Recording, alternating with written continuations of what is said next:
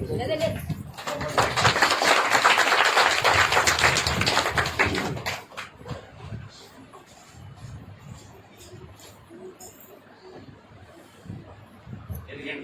చాలా మంది సేవకులు మరణించినారంటే దిందారి అని ఉంటుంది. అందు గురించి మరి అలాగ రాకుండా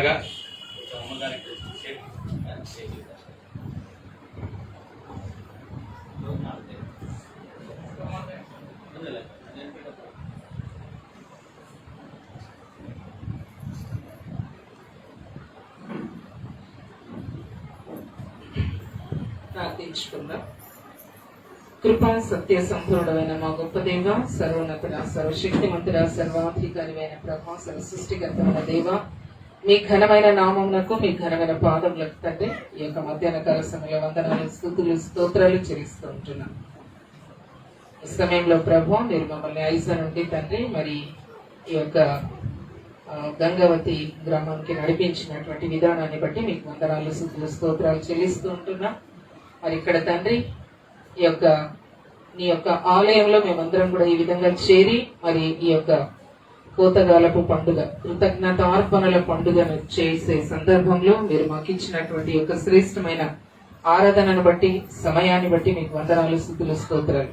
ఈ యొక్క స్థలాన్ని బట్టి, వేదికను బట్టి మీకు వందనాలు, స్తుతులు, స్తోత్రాలు చెల్లిస్తూ ఉంటున్నాం. మరి సమయంలో ప్రభు మరి ఎంతవరకు పాటల ద్వారా మీరు స్తుతి పొందారు, మీ పాదముల స్తోత్రం, స్తుతి యాగము చెల్లించడానికి మీ యొక్క వాక్యంలో సెలవించినట్లుగా ప్రభు ఇంతవరకు స్తుతులను అర్పించిన విధానాన్ని బట్టి మీ పాదముల స్తోత్రం. ఇప్పుడు మేము మీ యొక్క వాక్యాన్ని వినబోతూ ఉండగానైనా పైనుండి మీ వర్తమానం మాకు దయచేయండి తండ్రి, మీ పరిశుద్ధాత్మ సహాయాన్ని దయచేయండి. సమయంలో ప్రభు అల్పురాలనైనటువంటి నన్ను అద్భుతమైన మీ హస్తాలు ఉంచుతూ ఉండగా మీ ఆత్మతో నింపండి, ఆత్మాభిషేకం దయచేయండి. నా సొంత మాటలు, నా సొంత తలంపులు, నా సొంత ప్రయత్నం కాకుండా కేవలం మీ మాటలు, మీ యొక్క తలంపులు, మీ యొక్క స్వరాన్ని ఈ యొక్క మధ్యాహ్న కలుస్తాలో మేము అందరం కూడా వినగలుగుటకు, మీ వాక్య సత్యాన్ని విని గ్రహించి మా హృదయాల్లో మార్పు నుండి ఆ విధంగా జీవించే కృపను కూడా మాకు దయచేయమని సాతాను యొక్క ప్రతిక్రియని ఈ సమయంలో లయపరచు. ఈ సంఘం అంతటిని, సంఘ కాపరిని, మరి సంఘస్థులందరినీ కూడా మీరు దీవించి ఆశీర్వదించి మరి యొక్క పండుగ సందర్భంలో తండ్రి ప్రభు వాళ్ళకి కావాల్సినటువంటి మెండైన సంతోషంను, దీవెనలను విస్తారంగా దయచేయమని యేసుక్రీస్తు వారి అతి శ్రేష్టమైన నామంలో, శక్తి కలిగిన పుణ్యమైన నామంలో స్తుతించి ప్రార్థించి వేడుకుంటున్నాం తండ్రి, ఆమేన్. ఈ యొక్క మధ్యాహ్న కాల సమయంలో మరి దేవుడు మాకు క్షేమమైనటువంటి ప్రయాణం అనుగ్రహించి మరి ఐజా నుండి ఇంత దూరం మేము రావటానికి దేవుడు చూపిన కృపంతటిని బట్టి దేవునికి వందనాలు, స్తుతులు, స్తోత్రాలు చెల్లిస్తున్నాను. చాలా కాలం నుండి నాకు గంగావతి ఈ ఏరియాని దర్శించాలని చాలా ఆశ కలిగింది. నాకు ఈ ప్రాంతం గురించి అంతగా తెలియదు. అయితే పాస్టర్ గారు మాందోటిలో పని చేస్తున్నప్పుడు దాదాపుగా ఒక 10 సంవత్సరాల క్రితం అనుకుంటాను, అప్పుడు వాళ్ళ సంఘంలో వాక్యం చెప్పడానికి పిలిచారు. అప్పుడు పాస్టర్ గారు నాతో అన్నారు, మాది గంగావతి ప్రాంతం, సో ఎప్పుడైనా ఒకసారి మిమ్మల్ని అక్కడికి తీసుకొని వెళ్తాను అని అన్నారు.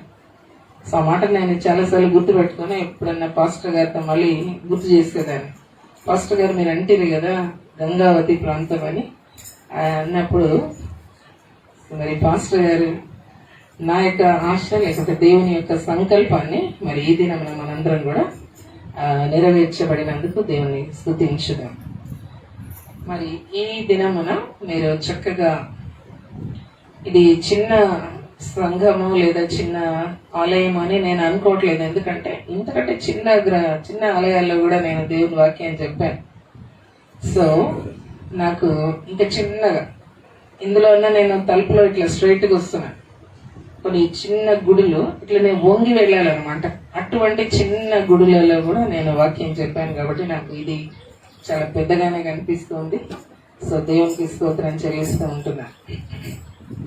మరి ఇక్కడ మీరందరూ కూడా కోతకాలపు పండుగను జరిగించుకుంటున్నారు అని తెలిసి నేను చాలా సంతోషిస్తూ ఉంటున్నాను. కానీ నాకు ఒక సందేహం వచ్చి నేను పాస్టర్ గారు అడిగి, ఇప్పుడు కోతలు కోసే టైం కాదు కదా పాస్టర్ గారు, ఎలాగ కోతకాల పండుగ చేస్తున్నారు వాళ్ళు అంటే, ఏమో మేడం అన్నారు. ఓహో, వెరీ గుడ్, చాలా మంచిది. సో కరోనా టైం ఉండింది, లాక్డౌన్ ఉండింది కాబట్టి అప్పుడు జరుపుకోలేదు కాబట్టి ఇప్పుడు చర్చెస్ ఓపెన్ అయిన తర్వాత జరిగించుకుంటున్నారు. సో దాన్ని కూడా పోస్ట్ పోన్ చేశారు. సో చాలా సంతోషం. మరి ఇది కొన్ని చోట్ల మనం ఇదే పండుగని కృతజ్ఞత అర్పణల పండుగ అంటాం కదా. కొత్తకాల పండుగని కృతజ్ఞత అర్పణల పండుగ అని అంటాం. మరి కృతజ్ఞత అర్పణలు ఎప్పుడు మనం చెల్లిస్తాము, ఎందుకు చెల్లిస్తాము, ఎలా చెల్లించాలి అనేటటువంటిది మనము ఈ రోజున పరిశుద్ధాత్మ దేవుడు మనతో మాట్లాడబోతూ ఉంటున్నాడు. మొట్టమొదటిగా మనము కీర్తనల గ్రంథం 100వ కీర్తన మనం అక్కడ చదువుకుందాం. మొత్తము అందరం కలిసి చదువుదాము.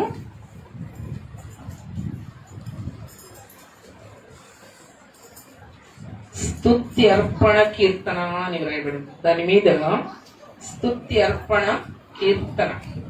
ఎంత మంచి మాట రాశారు చూడండి. స్తుతి అర్పణ కీర్తన. ఈ రోజు మనం చేసుకుంటున్నటువంటి పండుగ కూడా స్తుతి అర్పణ పండుగ. ఈ రోజున ఇక్కడ జరుగుతున్నటువంటి పండుగకు నేను ఒక క్రొత్త పదాన్ని ఇక్కడ బైబిల్లో నుంచి మీకు చూపిస్తుంటున్నాను. స్తుతి అర్పణ పండుగ. సమస్త దేశములారా యెహోవాకు ఉత్సాహధ్వని చేయుడి, సంతోషముతో యెహోవాను సేవించుడి, ఉత్సాహగానము చేయుచు ఆయన సన్నిధికి రండి. యెహోవాయే దేవుడని తెలుసుకొనుడి, ఆయనే మనలను పుట్టించెను, మనము ఆయన వారము, మనము ఆయన ప్రజలము, ఆయన మేపు గొర్రెలము. కృతజ్ఞతార్పణలు చెల్లించుచు ఆయన గుమ్మములలో ప్రవేశించుడి, కీర్తనలు పాడుచు ఆయన ఆవరణములలో ప్రవేశించుడి. ఆయనను స్తుతించుడి, ఆయన నామమును ఘనపరచుడి. యెహోవా దయాళుడు, ఆయన కృప నిత్యముండును, ఆయన సత్యము తరతరములు ఉండును. మరి మనం ఇక్కడ చూసినట్లయితే 4వ వచనంలో కృతజ్ఞతార్పణములు చెల్లించుచు ఆయన గుమ్మములలో ప్రవేశించుడి. ఎంత చక్కని మాట. మరి ఇక్కడ కీర్తనీయుడు వ్రాస్తాడో మనం చూస్తూ ఉంటున్నాం. కృతజ్ఞతార్పణను చెల్లించుచు ఆయన గుమ్మములలో ప్రవేశించుడి. గుమ్మములు అంటే ఏంటివి? గుమ్మములు అంటే ఏంటివి? ద్వారములు కదా. దేని ద్వారా మనం దేవుని యొక్క ఆలయంలోనికి ప్రవేశిస్తాము? గుమ్మముల ద్వారా. గుమ్మములు అంటే తలుపులు. మీరు తలుపులో నుండి లోపలికి వచ్చేటప్పుడు దేవునికి ఏమి అర్పించాలి అంటే కృతజ్ఞతార్పణలు చెల్లించుచు ఆయన గుమ్మములలో ప్రవేశించుడి. అసలు మనం దేవుని ఆలయానికి నడిచి వస్తూ ఉన్నప్పుడు దానికి సమీపంగా ఆలయం యొక్క తలుపుకి ద్వారానికి మనం దగ్గరగా వస్తున్నప్పుడే మన హృదయంలో నుండి ఏమి పొంగి పొరలాలి? ఒక కృతజ్ఞత భావము పొంగి పొరలాలి. ఒక్క రోజున కోతకాల పండుగ రోజున మాత్రమే ఇది కృతజ్ఞతార్పణల పండుగ కాబట్టి ఈ రోజున మనం కృతజ్ఞతగా ఏదో ఒకటి దేవునికి తీసుకొని రావాలి అని అది మాత్రమే కాదు. దేవుని యొక్క మరి వాక్యం మనకి ఏమి సెలవిస్తుందంటే నువ్వు ఎప్పుడైతే దేవుని యొక్క ఆలయంలోకి ప్రవేశిస్తున్నావో, ఆయన గుమ్మముల ద్వారా నువ్వు లోనికి వస్తున్నావు, అప్పుడంతా కూడా నీ మనసు దేనితో నింపబడి ఉండాలి అంటే ఒక కృతజ్ఞత అనే అర్పణతో నీవు లోపలికి ప్రవేశించాలి. అది మొట్టమొదటి విషయానిగా మనము మరి ధ్యానించాలి. ఆయన గుమ్మములలో మనము ప్రవేశించేటప్పుడు నీ హృదయంలో, నా హృదయంలో ఏముండాలి? కృతజ్ఞత. కృతజ్ఞత అంటే ఏంటి?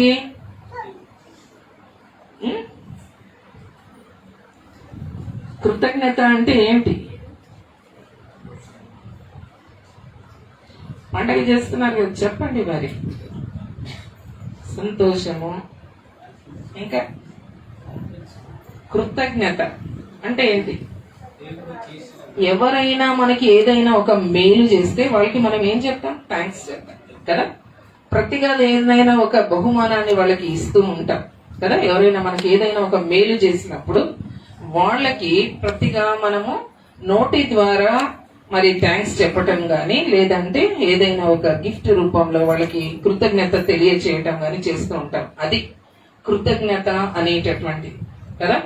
మరి కృతజ్ఞత అనేటటువంటిది మనకి చాలా అవసరం. లూకాసు వార్త 17వ అధ్యాయంలో కొంతమంది ఉన్నారు. వాళ్ళ యొక్క కృతజ్ఞతల గురించి మనం ఒక చిన్న మరి ఇలస్ట్రేషన్ ని మనం అక్కడ చూసాము. లూకాసు వార్త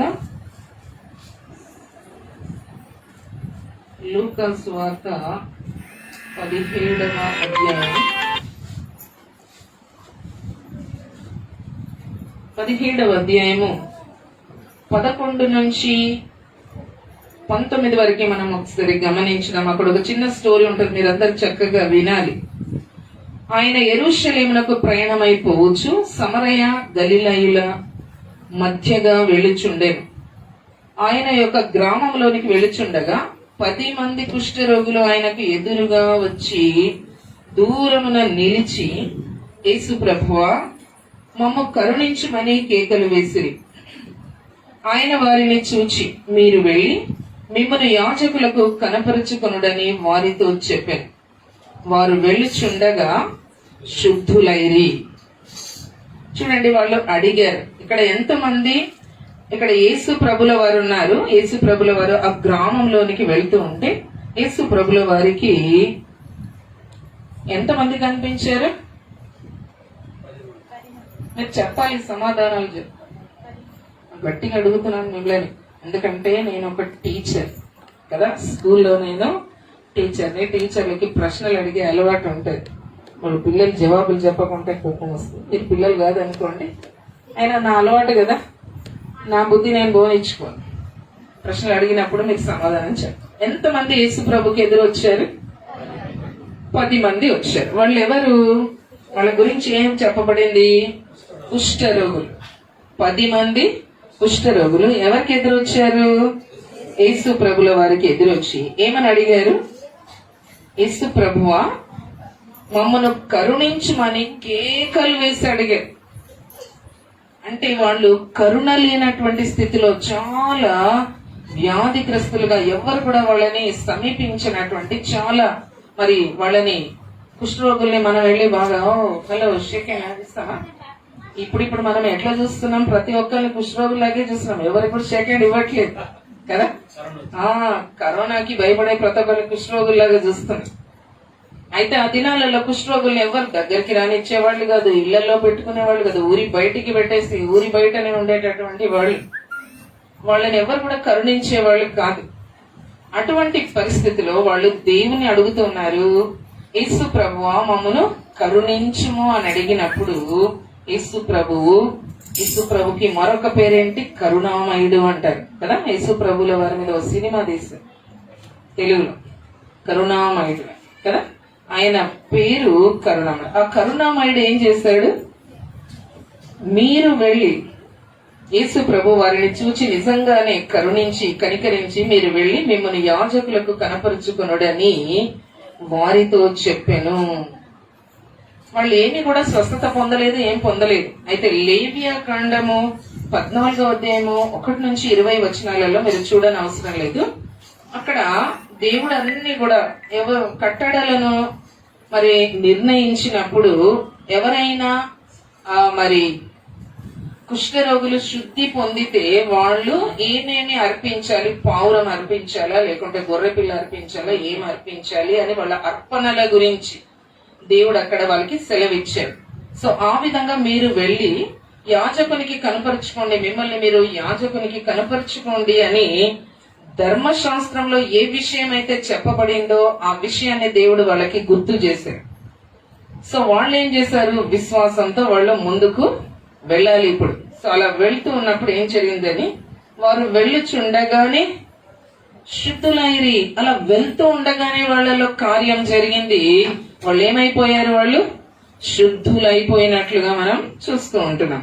అలా శుద్ధులైనప్పుడు వారిలో ఒకడు తనకు స్వస్థత కలుగుట చూచి గొప్ప శబ్దముతో దేవుని మహిమ పరచుచు తిరిగి వచ్చి ఆయనకు కృతజ్ఞతాస్తుతులు చెల్లించుచు ఆయన పాదముల యొద్ద సాగిలపడెను. వాడు సమరయుడు. ఆ 10 మందిలో ఒకడున్నాడు, అతడు సమరయుడు. అంటే సమాజంలో ఏమాత్రమో వాళ్ళకి స్థానం లేనటువంటి సమరయుడు, సమాజంలో చాలా హీనమైనటువంటి స్థితిలో చూడబడుతున్నటువంటి ఒక వ్యక్తి ఏం చేశాడు? వెళ్తుండగానే తనకి స్వస్థత కలగటం చూచి గొప్ప శబ్దముతో మరి దేవుని మహిమపరుచుకుంటూ వచ్చాడు.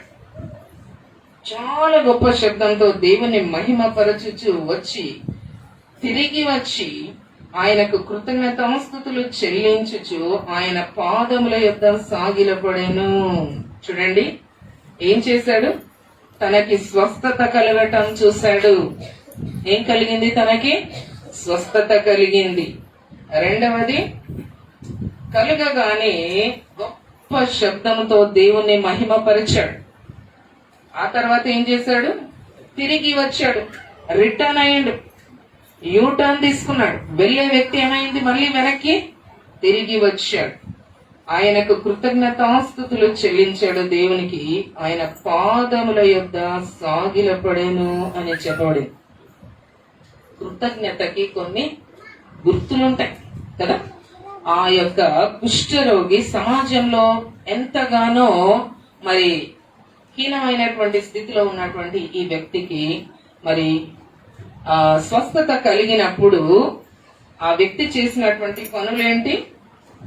గొప్ప శబ్దముతో దేవుణ్ణి మహిమపరిచాడు. ఆయన కృతజ్ఞతలో కొన్ని స్టెప్స్ ఉన్నాయి, కృతజ్ఞత చూపించటలో కొన్ని స్టెప్స్ ఉన్నాయి కదా.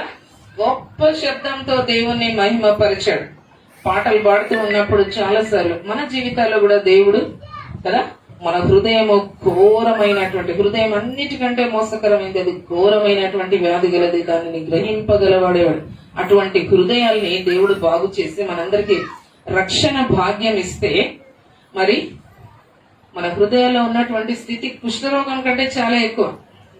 అది ఘోరమైన వ్యాధి అని చెప్పబడింది. కుష్ఠరోగం కంటే ఘోరమైన వ్యాధి. ఇంకా ఈ లోకంలో ఘోరమైన వ్యాధి అంటే ఇప్పుడు ఏమంటున్నారు? కరోనా అంటున్నారు కదా. ఘోరమైన వ్యాధి అంటే కరోనా అంటున్నారు. అంతకు ముందుకు HIV అనేవాళ్ళు. ఆ రకంగా ఏదో ఒకదాని తర్వాత ఒకటి ఘోరమైన వ్యాధులు వస్తున్నాయి. కానీ వాటన్నిటికంటే ఘోరమైనటువంటి వ్యాధి మనిషికి ఎక్కడ ఉంటుంది? హృదయంలో ఉంటుంది. అటువంటి వ్యక్తి జీవితంలో దేవుడు రక్షణను అనుగ్రహించి మన హృదయాలలో ఉన్నటువంటి ఘోరమైనటువంటి వ్యాధిని తొలగించి దేవుడు మనల్ని శుద్ధులనుగా చేశాడు కదా. సిలువలో ఆయన తన ప్రాణాన్ని ధారపోసి, తన ప్రాణాన్ని అప్పగించి అర్పణగా చేసి, తన రక్తాన్ని అర్పించి మరి దేవుడు అంత గొప్ప రక్షణను మనకిచ్చినప్పుడు మరి మనం కూడా ఏం చేయాలి? ఈయన చేసినటువంటి విషయాలు మనం కూడా గొప్ప శబ్దంతో దేవుణ్ణి మహిమపరచాలి. దేవుని సన్నిధిలో కూర్చున్నప్పుడు మనము చాలా సార్లు నోళ్లు గట్టిగా మూసుకొని ఉంటారు. దేవుడు నాకేం చేసిండు, మళ్ళీ ఏం చేసిండు, దేవుడు ఏం చేసిండు అన్నట్లుగా కూర్చుని ఉంటారు కదా. అయితే భక్తుడు కీర్తనకారుడు ఏమని చెప్పాడు? ఆయన గుమ్మాలలో ప్రవేశించేటప్పుడే మీరు కృతజ్ఞతార్పణలు అర్పించుకుంటూ రావాలి. దేవా నీకు స్తోత్రం, నీకు కృతజ్ఞతలు, నీకు కృతజ్ఞత, thank you Jesus, thank you Jesus, thank you Jesus అనుకుంటే రావాలి. ఎందుకంటే దేవుడు మనల్ని రక్షించి ఇటువంటి స్థలంలో కూర్చోబెట్టాడు కదా.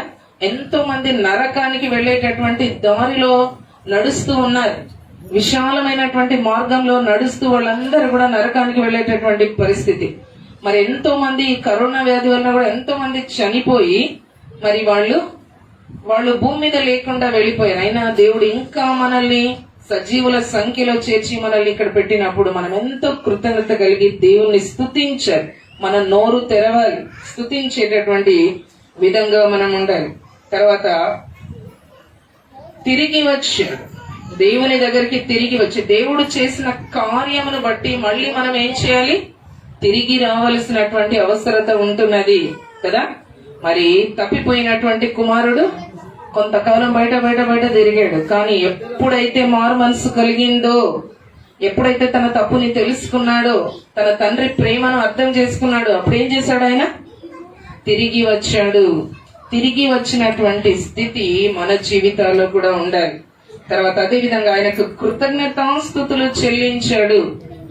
థ్యాంక్స్ గివింగ్ కదా, దేవునికి ఏం చెల్లించాడు ఆయన? కృతజ్ఞతాస్తుతులు. ఇక్కడనే వినాలమ్మా, అక్కడ మాట్లాడకూడదు తల్లి, ఇది ప్రేయర్ కదా, మనం మాట్లాడకూడదు.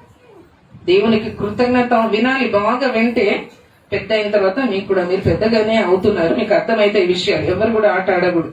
ఏ పాప తీసుకెళ్ళా అవన్నీ లోపల పెట్టు, ఆట ఆడకూడదు. ఇది ఆట ఆడే స్థలం కాదు కదా, ఇదేమి ప్లే గ్రౌండ్ కాదు కదా. సరే, మరి కృతజ్ఞతాస్తుతులు చెల్లించుచు ఆయన పాదముల యొద్ద సాగిల పడినట్లుగా మనం చూస్తున్నాం. మనంలో కూడా అటువంటి కృతజ్ఞత భావం మనలో కూడా రావాలి. మరి దేవుడు మన జీవితాల్లో చేసినటువంటి ఉపకారములను బట్టి మనం కూడా ఆయనకి కృతజ్ఞతాస్తుతులు చెల్లించాలి. అందుకని మరి ఏది కూడా దేవుడు చేసిన ఏ మేలును కూడా మనము మరచిపోకూడదని మరి దావీదు 103వ కీర్తనలో చెప్తాడు కదా. కంటతో వస్తుందా? నా ప్రాణమా యెహోవాను సన్నతించుము, నా అంతరంగములనున్న సమస్తమా ఆయన పరిశుద్ధ నామమును సన్నతించుము. నా ప్రాణమా యెహోవాను సన్నతించుము, ఆయన చేసిన ఉపకారములలో దేనిని మరువకము. దేవుడు చేసిన ఉపకారములలో ఇక్కడ ఎంతమంది తిరిగి వచ్చారు చెప్పండి? దేవుడు ఎంతమందిని, యేసుప్రభుల వారు ఎంతమందిని బాగు చేశారు? 10 మందిని బాగు చేశారు కదా. ఎంతమంది కుష్ఠరోగుల్ని బాగు చేశాడు?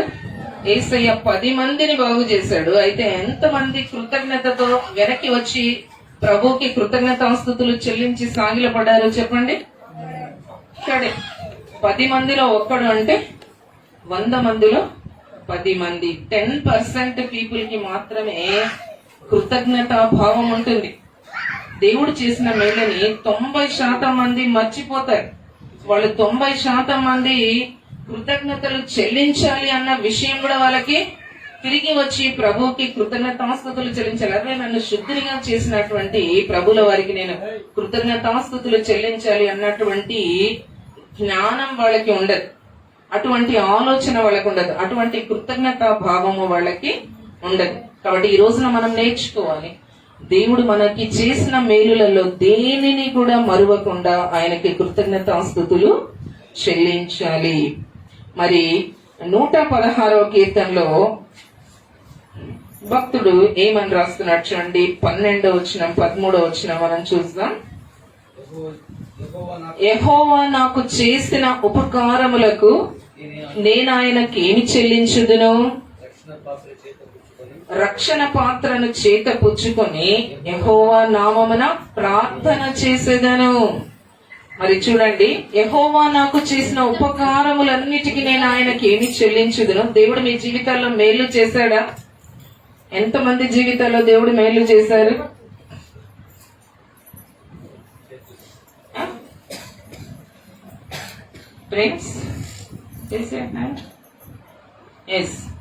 దేవుడు మన జీవితాల్లో అనేకమైన, ప్రతి ఒక్కరి జీవితంలో ఈ రోజు నేను ఇక్కడ కూర్చున్నామంటే అది దేవుని మేలు కదా. లేకుంటే ఎంతో మంది మట్టిలో కలిసిపోయారు.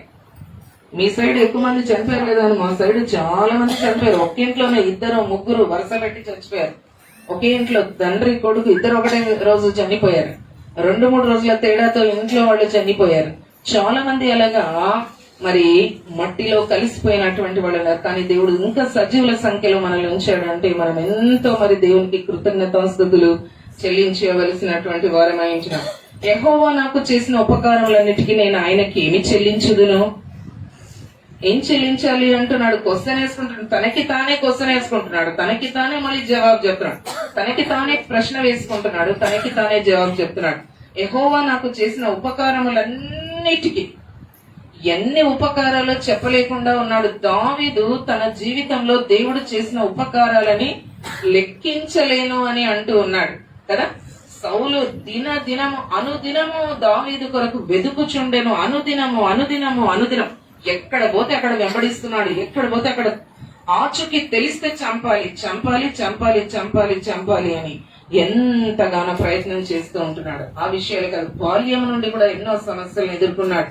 మరి సింహములో నోటిలో నుంచి దేవుడు తప్పించాడు, ఎలుగుబంటి నుంచి దేవుడు తప్పించాడు, గొలియాతు నుండి దేవుడు తప్పించాడు. ఆ తర్వాత మరి ఎన్నో యుద్ధాలు చేసి శత్రువుల నుండి దేవుడు తప్పించాడు. మరి మేలు చేసిన తర్వాత కూడా మరి సౌలు అనుదినము దావీదును వెదకుచుండెను అని వ్రాయబడింది. చూడండి, ప్రతిరోజు ఒక రాజుకి ఎన్నో పనులు ఉంటాయి, అయినా అవన్నీ వదిలేసుకొని సౌలు ప్రతిరోజు కూడా తనకి మేలు చేసినటువంటి దావీదును చంపాలి చంపాలి కారణం లేకుండా నిర్హేతుకముగా మరి కీడు చేసినటువంటి వ్యక్తి కోసం ఒకవేళ వెతికితే దాంట్లో ఏమైనా అర్థం ఉండి ఉండేదేమో కానీ మేలు చేసిన వ్యక్తిని చంపాలి అని వెతకడం అనేటటువంటి మరి అంతగా దేవుడు మేలు చేసినటువంటి వాటిని ఆయన ప్రతిసారి జ్ఞాపకం చేసుకుంటున్నాడు. అలాగా మనము ప్రతి విషయంలో దేవుడు నాకు చేసినటువంటి మేలును బట్టి దేవునికి స్తుతులు అని మనం చెప్పుకుంటూ ఉండాలి. కృతజ్ఞతార్పణలు చెల్లించచ్చు ఆయన గుమ్మములలో ప్రవేశించాలి. ఆయన సన్నిధిలో కృతజ్ఞతాస్తుతులు చెల్లిస్తూ ఆయన సన్నిధిలో కూర్చోవాలి. తలపోయాలి, మన తలలో ఆ మేళ్ళన్నీ కూడా జ్ఞాపకం తలపోస్తూనే ఉండాలి కదా. ఎవరైనా ఒక మాట అంటే, ఎవరైనా ఒక తిట్టు తిడితే, లేకుంటే అత్తను ఏదో ఎవరో తిట్టింటారు కదా, అదే మనకి మైండ్ లో ఏమైపోతుంది, ఇక మైండ్ లో తిరుగుతూనే ఉంటది. నన్ను ఇంత మాట నన్ను ఇట్లనే ఈడ కనిపిస్తే ఈమెకి చెప్తారు, ఆడ కనిపిస్తే ఆమెకు చెప్తారు, ఈమెకి చెప్తారు, ఆమెకు చెప్తారు. పాస్టర్ గారికి కూడా వచ్చి చూడండి పాస్టర్ గారు నేను ఎంత మంచిగా చూస్తుంటారు, నన్ను ఇట్లా అన్నారు అట్లా. మర్చిపోతామా మాటని అంత తొందరగా? అవి కాదు దేవుడు జ్ఞాపకం చేసుకోమన్నాడు. వీటిని జ్ఞాపకం చేసుకోమంటున్నాడు. ఉపకారములు, యెహోవా నాకు చేసిన ఉపకారములన్నిటికీ నేను ఆయనకు ఏమి చెల్లించగలను అంటే ఏమి అర్పించగలను? రక్షణ పాత్రను చేత పట్టుకుని యెహోవా నామమున ప్రార్థన చేసేదను అంటున్నాడు. రక్షణ పాత్ర అనేటటువంటిది ఇలాగ చేతుల్లో పట్టుకొని మనం ఏం చేయాలి? ప్రార్థన చేయాలి. ప్రతిరోజు దేవుడు ఇచ్చినటువంటి రక్షణను బట్టి మనం దేవునికి ఏం చెల్లించాలి? కృతజ్ఞతాస్తుతులు చెల్లించాలి. మరి నా ప్రార్థనలో ఒకవేళ నేను రక్షణ నువ్వు ఇచ్చినందువల్ల దేవుని స్తుతించకపోతే నాకు ఆ రోజు అది ప్రార్థన లాగే ఉండదు.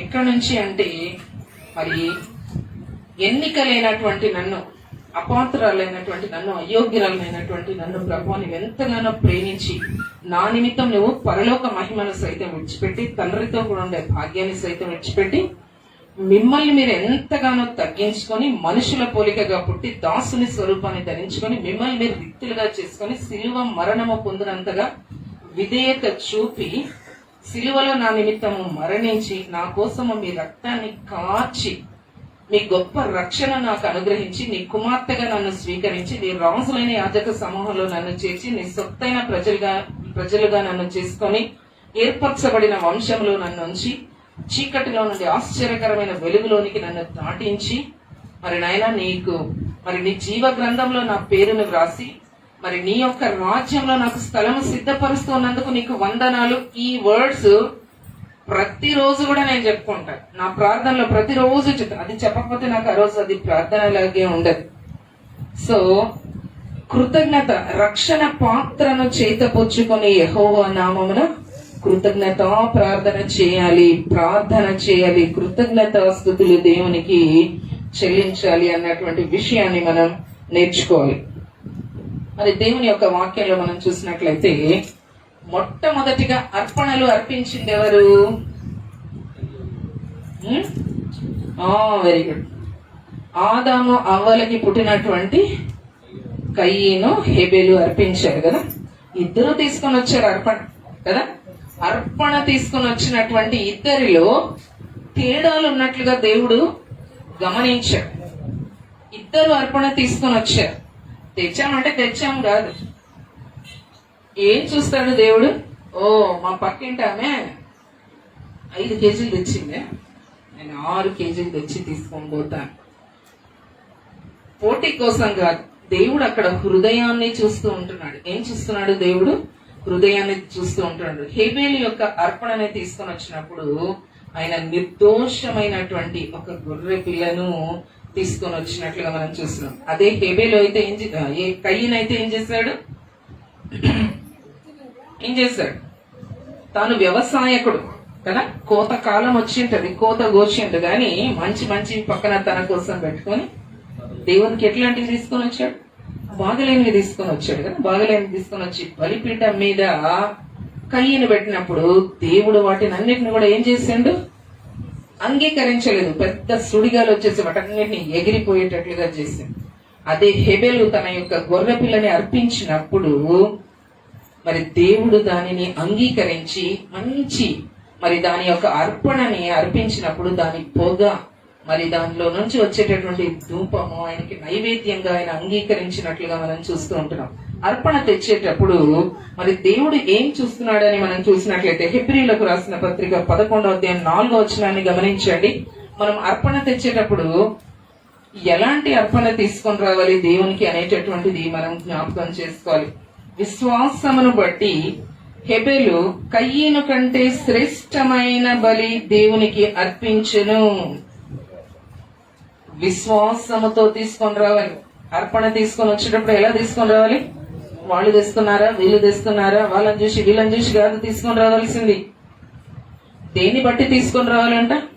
విశ్వాసమును బట్టి, దేవుని మీద నీకున్నటువంటి విశ్వాసాన్ని బట్టి అర్పణ తీసుకొని రావాలి. హేబేలు ఆ విధంగా తీసుకొని వచ్చాడు. హేబేలు కయ్యను కంటే శ్రేష్టమైన బలిని దేవునికి అర్పించెను.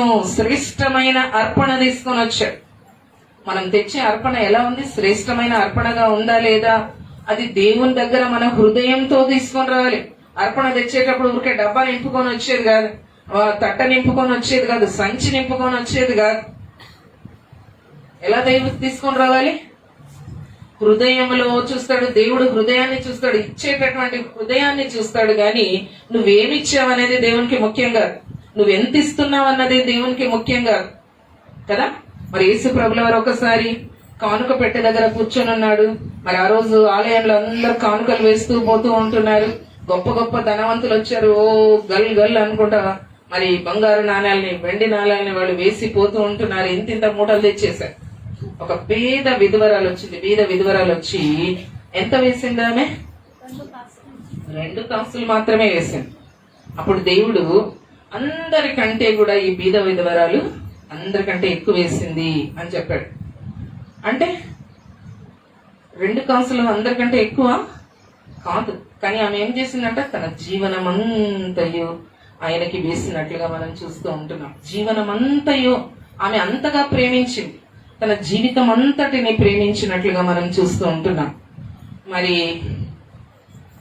మరియ, లాజరు సహోదరి అయినటువంటి మరియ ఒకసారి యేసు ప్రభుల వారు వారి ఇంట్లో ఉన్నప్పుడు పస్కా పండుగకి వారం ముందుగానే వచ్చి వాళ్ళ ఇంటికి వచ్చినప్పుడు ఆ ఇంట్లో ఒక భోజనం జరుగుతూ ఉంది, ఒక విందు జరుగుతూ ఉన్నది. ఆ సమయంలో ఆమె ఏం చేసిందంటే అత్తరు తీసుకొని వచ్చి యేసు ప్రభు యొక్క పాదముల మీద పోసి తన తల వెంట్రుకలతో వాటిని తుడిచినట్లుగా మనం చూస్తూ ఉంటున్నాం. అప్పుడు అక్కడ ఉన్నటువంటి కొందరు ఏమనుకున్నారంట?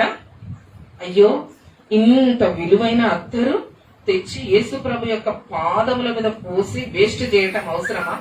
అత్తరు ఎందుకు వృధా చేయాలి? ఇది 300 దేనారములకు అమ్మి మరి బీదలకు ఇవ్వచ్చు కదా అని అన్నారంట. ఆ దినాలలో వాళ్ళకి ఒక రోజు పని చేస్తే వాళ్ళ యొక్క కూలి ఎంత?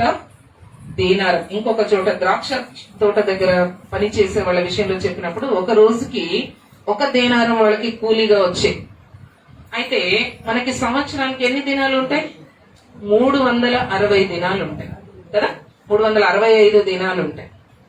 అయితే దాంట్లో విశ్రాంతి దినాలు అంటే సండేస్ ఉంటాయి కదా. మనకైతే సండేస్, వాళ్ళకైతే విశ్రాంతి దినం అంటే సబ్బాత్ దినం, శనివారం. ఆ రోజున ఏం పని చేయకూడదు. అవి సంవత్సరానికి ఎన్ని వస్తాయి? ఎన్ని సండేస్ వస్తాయి? ఎన్ని ఆదివారాలు వస్తాయి? 52 ఆదివారాలు వస్తాయి కదా. 52 365లో 52 తీసేస్తే ఇంకెన్ని ఉంటాయి? 65లో 52 తీసేస్తే 13 ఉంటాయి. లెక్కలు వస్తలేవా? మ్యాథ్స్ వస్తున్నాయా? మరెంత? 65 - 52 30 13 రోజులు. ఒకవేళ మరియకు అనారోగ్య పరిస్థితులలో ఒకవేళ చేత కాకుండా ఏదో ఒక పని లేకుండా ఏదైనా ఫంక్షన్ ఉండొచ్చు, బంధువుల పెళ్లి ఉండొచ్చు, ఏదో ఒకటి కార్యాలు ఉండొచ్చు, ఒక 13 రోజులు లీవ్లు అనుకుందాం, లీవ్ వేసుకున్నాం. ఈ 65 రోజులు తీసేస్తే 300 రోజులు ఆమె సంవత్సరం అంతా పని చేస్తే ఆ పని చేసినటువంటి 300 రూపాయల విలువైనటువంటి అత్తరుని ఆమె తీసుకొని వచ్చి, ప్రభువును ప్రేమించి తీసుకొని వచ్చి ఆయన పాదముల మీద పోసి ఆమె తల వెంట్రుకలతో తుడిచినట్లుగా మనం చూస్తున్నాం. అంటే సంవత్సరం అంతా పని చేసినటువంటి ఆ కూలీ డబ్బులన్నీ తీసుకొని వచ్చి, అందులో తాను ఒక్కరు దేనారం కూడా వాడుకోలేదు, అంత సంపూర్ణంగా సంవత్సరం అంతా పనిచేసిన కూలి తెచ్చి దేవుని సన్నిధిలో ఏమంటే వేస్తామా? వేయం కదా. దశమ భాగం తెచ్చి ఏమంటేనే వేయం కదా. మరియా ఏం చేసింది? సంవత్సరం అంతా తను 300 రోజులు కూలికి పోయి తెచ్చిన డబ్బులన్నీ కూడా ఏం మాత్రం కూడా ఒక్కటి కూడా వాడుకోకుండా అన్ని తీసుకొని వచ్చి యేసు ప్రభు యొక్క పాదములను అంతగా ప్రేమించినట్లుగా మనం చూస్తూ ఉంటున్నాం. ఆమె ఆయన పాదముల యొద్ద కూర్చుండేను, బోధ వినొచ్చుండేను, ఆయన పాదముల మీద పడేను. లాజరు చనిపోయినప్పుడు ఆమె వచ్చి ఆయన పాదముల మీద పడినట్లుగా మనం చూస్తూ ఉంటున్నాం. యేసు ప్రభు యొక్క పాదములను అంతగా ప్రేమించింది. ఆయన పాద సన్నిధి. మనం ఎక్కడికి వచ్చాము ఇప్పుడు? ఆయన పాద సన్నిధికి. అయితే ఆమె హృదయంలో ఎంత కృతజ్ఞత ఉందంటే, అబ్బా, చనిపోయినటువంటి నా తమ్ముణ్ణి యేసు ప్రభుల వారు ఎంతగా ప్రేమించి మమ్మల్ని ఎంతగా నా తమ్ముడిని తిరిగి మరి పునరుత్థానునిగా చేశాడు కదా అన్న కృతజ్ఞత భావం ఆమెలో ఉంది. కాబట్టి ఆమె ఏం చేసింది? మళ్ళీ సార్ వచ్చినప్పుడు అంత విలువైన అత్తరు తీసుకుని వచ్చి ఆయన కాళ్ళ మీద పోసినట్లుగా చూస్తూ ఉంటున్నాం. అంతగా ఆమె హృదయంలో నుంచి కృతజ్ఞత భావము బయటికి వచ్చినట్లుగా చూస్తూ ఉంటున్నాం. మన హృదయాల్లో నుంచి కృతజ్ఞత భావము బయటికి వస్తుందా? చాలా మంది డిస్టర్బ్ అవుతున్నారు, అటు ఇటు ఏదో మాట్లాడుతున్నారు, సైగలు చేస్తున్నారు. దయచేసి అలా చేయదన్నామా? వినండి, మనలో ఏం రావాలా? దేవుడు చేసిన మేళ్లను తలపోయాలి, ధ్యానించుకోవాలి. అరే, దేవుడు నా జీవితంలో ఈ మేలు చేశాడు, ఈ మేలు చేశాడు, ఈ మేలు చేశాడు. మరి అంతగా ప్రేమించింది. ఆ పేద విధవరాలు తనకున్నదంతా కూడా తీసుకొని పోయేసింది. మరి ఆ సంవత్సరం అంతా పనిచేసింది, తీసుకొని పోయిన కృతజ్ఞతలైన పాదముల మీద దాన్ని పోసేసింది. మరి మన హృదయాన్ని కూడా దేవుడు చూస్తున్నాడు. నువ్వు ఏది తీసుకొని వచ్చినా ఎలా రావాలి దేవుని సన్నిధికి? కృతజ్ఞతతో తీసుకొని రావాలి. అటువంటి శ్రేష్టమైనటువంటి హృదయార్పణ దేవుడు కోరుతున్నాడు. హృదయార్పణలతో మనం దేవుణ్ణి స్తుతించాలి. మరి ఇక్కడ కూడా మనం చూసినట్లయితే మరి దేవుడు అతని అర్పణను గురించి సాక్ష్యం ఇచ్చినప్పుడు అతడు ఆ విశ్వాసమును బట్టి నీతిమంతుడని సాక్ష్యం పొందాను. అతడు మృతి పొంది ఆ విశ్వాసం ద్వారా మాటలాడుచున్నాడు. ఇప్పటికీ కూడా మాట్లాడుతూ ఉన్నాడు. హెబెలు ఇప్పటికీ కూడా విశ్వాసము ద్వారా మనతో మాట్లాడుతున్నాడు. ఈ రోజు మనతో మాట్లాడాడు హెబెల్. నాలాగా ఉండండి, నేను చేసినటువంటి అర్పణను మీరు కూడా చేయండి, నాలాంటి శ్రేష్టమైన అర్పణలు తేవడం నేర్చుకోండి అన్నాడు. ఆ రోజే చచ్చిపోయాడు కదా అన్న. మరి కోపంతో, ద్వేషంతో మరి ఏం చేశాడు? తమ్ముని చంపేశాడు. అయినా ఆ రోజున హెబెలు యొక్క రక్తము మొరపెట్టింది, కానీ ఈ రోజున మనతో కూడా హెబెలు మాట్లాడుతూ ఉన్నాడు. Even today he speaking to us. ఈ రోజు కూడా ఆయన మనతో మాట్లాడుతున్నాడు. హెబెలు ఈ రోజు మనతో మాట్లాడుతున్నాడు. నాలాంటి శ్రేష్టమైన అర్పణలు దేవునికి తీసుకొని రండి, నాలాంటి శ్రేష్టమైనటువంటి అర్పణలు మీరు తీసుకొని దేవుని సన్నిధికి రావాలి అని దేవుడు బోధిస్తూ ఉంటున్నాడు. మరి ఆ విధంగా చేయటానికి మనందరం కూడా నేర్చుకోవాలి. మీరు ఇందాక పాడుతున్నటువంటి పాటలో అబ్రహాము కూడా చూడండి, ఎంత గొప్ప త్యాగం కదా. మరి దేవుడు అతనికి కొన్ని వాగ్దానాలు చేశాడు. నీ సంతానాన్ని నేను ఆకాశ నక్షత్రాలుగా చేస్తాను అన్నాడు. లెక్కించగలము ఆకాశ నక్షత్రాల్ని? లేదు కదా. అంతగా ఆశీర్వదిస్తానని ఒక్క కొడుకుని ఇచ్చాడు. ఆ ఒక్క కొడుకును కూడా మళ్ళీ టెస్ట్ చేయడానికి దేవుడు ఏం చేస్తాడు? అబ్రహాంని అర్పణగా ఇవ్వమని అడిగాడు. అప్పుడు అబ్రహాము మరి ఇవ్వటానికి ఏమైనా కొంచెమైనా వెనుకాడా? ఏమాత్రమైనా. ఎందుకంటే అబ్రహాముని గురించి 12వ హెబ్రీలకు రాసిన పత్రిక 11వ అధ్యాయంలో చెప్పినప్పుడు రాళ్ల నుండి కూడా దేవుడు తనకి పిల్లల్ని పుట్టింపగలడు అన్న విశ్వాసం ఆయనకు ఉండిందంట. ఈవెన్ రాళ్లలో నుంచైనా దేవుడు నాకు పిల్లల్ని పుట్టించాలన్న విశ్వాసంతో ఆయన ఏం చేసినట్ట? కుమారుణ్ణి అర్పణగా ఇవ్వటానికి వెనుకాడలేదు. నాకు దేవుడు, నేను చాలా మంది అనుకుంటారు నేను దేవునికి ఇస్తే నాకు అంత తక్కువైపోతుందేమో, నేను ఎట్ట తినాలా, నేను ఎట్ట బతకాలా, నేను ఎట్లా చేయాలా అని చాలా మందికి ఉంటాయి. అబ్రహాం అలా అనుకోలేదు. నాకున్న ఒక్కనిచ్చే మళ్ళీ ఒక్కని అర్పణగా ఇయ్యమంటున్నాడు, బలి చేయమంటున్నాడు. ఎట్లా? మరి ఎట్లయితే నా సంతానం ఎట్లా ఆకాశ నక్షత్రాలు అవుతుందని ఆలోచించాడా? అలాగా ఆలోచించలేదు. ఏమంటే అతని విశ్వాసం, రాళ్లలో నుంచి కూడా దేవుడు నాకు పిల్లల్ని పుట్టించగలడు. నేను మృతతుల్యుని అయిపోయినా సరే, నాకు నా శరీరము ఏమాత్రం సహకరించకున్నా సరే, శార గర్భం సహకరించకున్నా సరే, రాళ్లలో నుంచి కూడా దేవుడు నాకు పిల్లల్ని పుట్టించగలడు. It was his faith. అది అతని యొక్క విశ్వాసం. అటువంటి విశ్వాసం మనకుందా? మనం తెచ్చుకున్నాం, మనం అనుకుంటాము ఈ 500 దేవునికి వేస్తే, 500 దేవునికి వేస్తే ఎట్లా మనం ఎట్లా ఈ వారం అంతా ఎట్లా బతకాలి, అయ్యో ఎట్లా మరి మనకి 10 సంచులే వండినే, 10 సంచులలో మనం 10వ భాగం అంటే ఓ సంచి తీసుకుపోయి దేవునికి ఎలా, ఈ ఒక్క సంచి దేవునికి వేస్తే మనం ఎట్లా బతుకుతాం అట్లా అనుకుంటాం కదా. అటువంటి ఆలోచన వస్తుంది. అయితే అబ్రహాముకు అటువంటి ఆలోచన రాలేదు. మనలో కూడా అటువంటి విశ్వాసం ద్వారా వారు ఈ రోజు మనతో మాట్లాడుతూ ఉన్నారు. ఈ రోజున మరియ మనతో మాట్లాడింది, ఈ రోజున పేద విధవరాలు మనతో మాట్లాడింది, హేబేలు మనతో మాట్లాడుతున్నాడు, అబ్రహాము మనతో మాట్లాడుతున్నారు కదా. మరి వాళ్ళు మనకి బోధిస్తున్నట్లుగా మనం చూస్తూ ఉంటున్నాం. మరి దేవునికి కొన్ని ఇష్టమైనటువంటి బలి అర్పణలు ఉన్నాయి. ఇష్టమైనటువంటి ఎటువంటివంటే దేవునికి ఇష్టమైనటువంటివి మనం అనుకుంటాం హేబేలు తెచ్చినటువంటి అర్పణలు.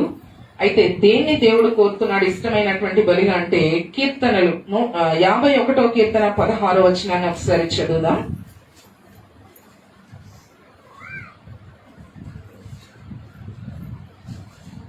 51వ కీర్తన 16వ వచనం. నీవు బలిని కోరువాడవు కావు, కోరిన ఎడల నేను అర్పించుదును. దహన బలి నీకు ఇష్టమైనది కాదు, విరిగిన మనస్సే దేవునికి ఇష్టమైనటువంటి బలి. ఈ రోజున కృతజ్ఞతార్పణల పండుగ చేసుకున్నటువంటి మనము దేవునికి ఇష్టమైనవి తీసుకొని రావాలన్నా, ఇష్టం లేనివి తీసుకొని రావాలన్నా. హేబేలు అర్పించాడు, కయ్యని అర్పించాడు. ఇద్దరిట్లో ఎవరివి ఇష్టమైనటువంటివిగా ఉన్నాయి దేవునికి? ఎవరి అర్పణ దేవునికి ఇష్టంగా ఉంది? హేబేలు అర్పణ దేవునికి ఇష్టంగా. ఎందుకంటే అతని యొక్క హృదయం విరిగి నలిగిన మనస్సుతోటి, హృదయార్పణతోటి ఆయన దేవుని సన్నిధికి వచ్చాడు. హృదయాలు అర్పించాలి. విరిగి నలిగినటువంటి మనస్సు దేవుడు కోరుతూ ఉంటున్నాడు. అటువంటి మనస్సును దేవుడు అలక్ష్యము చేయడు. దేవునికి ఇష్టమైనటువంటి, దేవుని ఇష్టానుసారమైనటువంటి మనస్సు కలిగినటువంటి వాడిని దేవుడు ఏర్పరచుకుంటాడు. అలాంటి వాళ్ళని దేవుడు ఏర్పరచుకుంటాడు. ఒకసారి సౌలు యుద్ధానికి వెళ్ళేటప్పుడు మరి యాజకుడు వచ్చి బలి అర్పించారు. ఆ రోజుల్లో సమూయేలు యాజకుడుగా ఉంటున్నాడు. మరి యుద్ధానికి వెళ్ళేటటువంటి సమయం దగ్గరకు వస్తుంటే సౌలుకి చాలా టెన్షన్ అయిపోతుంది. ఏంటి ఇంకా సౌలు రావట్లేదు అని చెప్పేసి ఏం చేసిండు, సౌలు రాకముందుకి తొందరపడి, సమూయేలు రాకముందుకే తొందరపడి సౌలు ఏం చేసిండు, బలి అర్పించాడు కదా. అలా అర్పించినప్పుడు దేవునికి చాలా కోపం వచ్చింది. అధిక ప్రసంగం చేస్తే దేవుడికి చాలా కోపం. ఎవడు చేయాల్సిన పని వాళ్ళే చేయాలి. యాజకుని పని యాజకుడే చేయాలి, రాజు పని రాజే చేయాలి. నువ్వు ఆగాలి. అది ఎంతసేపు అన్నా గాని. యుద్ధం ఎవరిది? యెహోవాది కదా. యుద్ధం చేసేవాడు ఎవరు? యెహోవా. కాబట్టి అక్కడ సౌలు ఆ విధంగా చేసినందువలన, దేవునికి ఇష్టం లేని అర్పణని అర్పించినందువలన దేవుడు అక్కడ ఏమంటున్నాడో తెలిసిన, మరి 1 సమూయేలు గ్రంథం 13వ అధ్యాయం 13వ వచనంలో ఏమంటున్నాడంటే 12వ వచనంలో,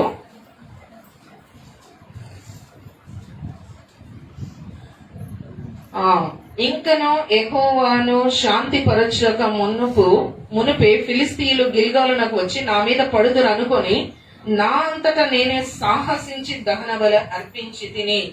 నా అంతటా నేనే సాహసం చేశాడు. చెయ్యకూడనటువంటి సాహసం చేశాడు. అది దేవునికి నచ్చలేదు. కాబట్టి ఏం జరిగింది చూడండి. అందుకు సమూయేలు ఇట్లనే, నీ దేవుడైన యెహోవా నీకిచ్చిన ఆజ్ఞను గైకొనక నీవు అవివేకపు పని చేసితివి. నీ రాజ్యమును ఇశ్రాయేలుల మీద సదాకాలం స్థిరపరచుటకు యెహోవా తలంచి ఉండే, అయితే నీ రాజ్యము నిలువదు. ఇప్పుడు చూడండి, యెహోవా తన చిత్తానుసారమైన మనస్సు గల యొక్కని కనుగొని ఉన్నాడు. నీకు ఆజ్ఞాపించిన దాన్ని నీవు గైకొనకపోతివి గనుక యెహోవా తన జనుల మీద అతనిని అధిపతినిగా నియమించును. ఊడవీకేస్తాడు దేవుడు కదా. నీవు చేసే అర్పణ సరి అయినది కానప్పుడు దేవుడు నిన్ను ఆ స్థలంలో నుంచి ఏం చేస్తాడు? సస్పెండ్ చేసేసి అక్కడి నుంచి తీసేస్తాడు. నీ స్థానాన్ని తొలగిస్తాడు. నువ్వు ఎంత ఉన్నతమైన స్థానంలో దేవుడు పెట్టినప్పుడు నీ యొక్క స్థితిని నువ్వు సరిగ్గా గమనించకు. ఎందుకంటే దేవుడు ఏం చూస్తాడంట, దైవ చిత్తానుసారమైన మనస్సు ఎవరికి ఉంది అనేటటువంటి చూసినంట. దావీదు విషయంలో దేవుడు ఏం చూస్తాడంట, తన చిత్తానుసారమైన మనస్సు గల ఒకరిని చూశాడు. అతని యొక్క మనస్సు ఎలాగుంది, విరిగి నలిగిన మనస్సు. మనకు కూడా ఏముండాలి, దేవుని సన్నిధిలో గర్వము గాని, అహంకారం గాని, అవిధేయత గాని, అవిశ్వాసము గాని, మరి స్వార్థం గాని, ధనాపేక్ష గాని, ఇటువంటివి ఏవి కూడా దేవునికి అయిష్టమైంది ఏది కూడా మన హృదయంలో ఉండకూడదు. అటువంటి అర్పణను దేవుడు అంగీకరించాడు. దైవ చిత్తానుసారమైన విరిగి నలిగిన మనస్సే దేవునికి ఇష్టమైనటువంటి బలి. దేవునికి ఇష్టమైన బలి ఏంటి, విరిగి నలిగినటువంటి మనసు. మనం ఎంతగానో తగ్గించుకునేటటువంటి మనసు కదా. యేసు ప్రభు లాంటి వాడే ఎంతగా తగ్గించుకున్నాడండి కదా. ఎంతగా తగ్గించుకున్నారు యేసు ప్రభుల వారు. పరలోక మహిమను విడిచిపెట్టి ఆయన ఈ లోకానికి వచ్చి ఏ రాజు ఇంట్లో పుట్టాడు, ఏ రాజు ఇంట్లో పుట్టాడు, బెత్లెహేంలో పశువుల పాకలో పుట్టాడు. వడ్లవాడు అయితే గాని మంచి ఇంట్లో పుట్టిండా, పశువుల పాకలో పుట్టాడు కదా. మీ ఊర్లో అయితే నాకు చాలా ఆశ్చర్యం వేసింది. నేను ఇందాక బ్రదర్ వాళ్ళ ఇంటికి వెళ్ళాను. పశువులకు వాళ్ళు మంచి దోమతెర కట్టి పెట్టారు.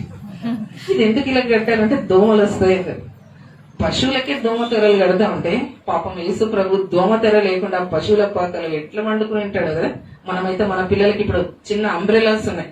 నా మన్మడు పుట్టినప్పుడు అయితే నా మంచిది అంబ్రెలా, ఇంకా ఆయన పుట్టక ముందుకి అది ఎంత 2000 3000 పెద్దది ఇట్లా మంచి ఇట్లా గొడుగు లాంటి అంబ్రెలాలు తీసుకొస్తాం కదా. అంతగా మనం ప్రేమిస్తూ ఉంటాం. మరి యేసు ప్రభు ఎంత తగ్గించుకున్నాడో చూడండి. ఒక పశువుల పాకలు, మీరు పశువులకు ఇచ్చే ఇంపార్టెన్స్ కూడా ఆయనకి లేకున్నది. పశువులకు దోమతెరలు కడుతున్నాయి కానీ యేసు ప్రభుకి ఆ రోజున దోమతెర కూడా లేదు. ఆ పశువుల పక్క స్థలం కూడా లేదంట. ఏంటో ఆ గడ్డిలో ఏదో ఒక గడ్డి వేసి ఆ గడ్డిలో ఒక చుట్ట జుట్టి పొత్తి గుడ్డలతో చుట్టబడి ఉండేను, గుడ్డలో జుట్టి పెట్టేశారు అంతే కదా. ఎంతగా తగ్గించుకున్నాడు యేసు ప్రభుల వారు. పరలోక మహిమ ఏంటి, ఆయన తగ్గించుకున్నది అంటే. కానీ మనకి తగ్గింపు ఉండదు కదా. మరి క్రీస్తు యేసునకు కలిగిన ఈ మనసు మీరు కూడా తగ్గించుకోండి. అటువంటి అర్పణ అనే దేవుడు ఇష్టపడతాడని చెప్పబడింది. ఇంకా ఇంకా ఎటువంటి అర్పణను దేవుడు ఇష్టపడతాడంటే, హెబ్రీలకు రాసిన పత్రిక 13వ అధ్యాయం 15వ వచనం కూడా చూద్దాం. ఎల్లప్పుడూ చదవండి. 13వ అధ్యాయం 15వ వచనం. కాబట్టి ఆయన ద్వారా మనము దేవునికి ఎల్లప్పుడూ స్తుతి యాగము చేయదము. స్తుతి యాగము అంటే అర్పణ. స్తుతి యాగము చేయడం అంటే అర్పణ అర్పించుదము. స్తుతులు అర్పించాలి అనగా ఆయన నామమును ఒప్పుకొనుచు జిహ్వా ఫలములు అర్పించుదము. ఆయన నామమును ఒప్పుకొనుచు జిహ్వా ఫలములు అర్పించుదాం. జిహ్వా అంటే ఏంటి తెలుసా మీకు? బైబిల్ చదువుతుంటారు కదా. జిహ్వా ఫలము అంటున్నారు. జిహ్వా అంటే